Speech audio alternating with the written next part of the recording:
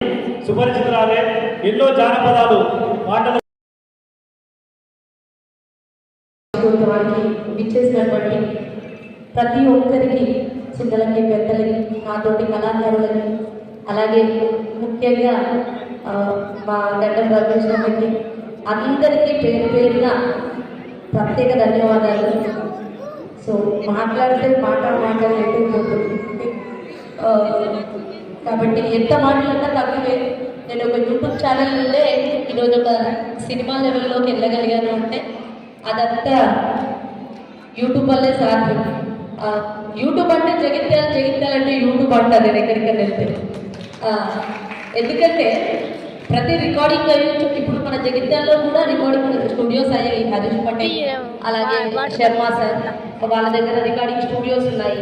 అలాగే షూటింగ్ అయితే a folk song అయినా సరే హైదరాబాద్ నుండి మన జగిత్యాలకు వచ్చి చుట్టుపక్కల లక్ష్మీపురం సారంగాపూర్ అలాగే మన జగిత్యాల లోకల్ పక్కన ఇలా చుట్టుపక్కల షూటింగ్ జరుగుతూ ఉంటాయి. జగిత్యాల చుట్టుపక్కలనే నేను ఒక 600 పాటలకి అంటే ఆడియోస్ పాడాను అండ్ వీడియోస్ కూడా చేశాను. నేను 2017లో నేను ఇక్కడికి వచ్చాను, జగిత్యాలకు వచ్చాను. సో ఇప్పుడు జగిత్యాలతో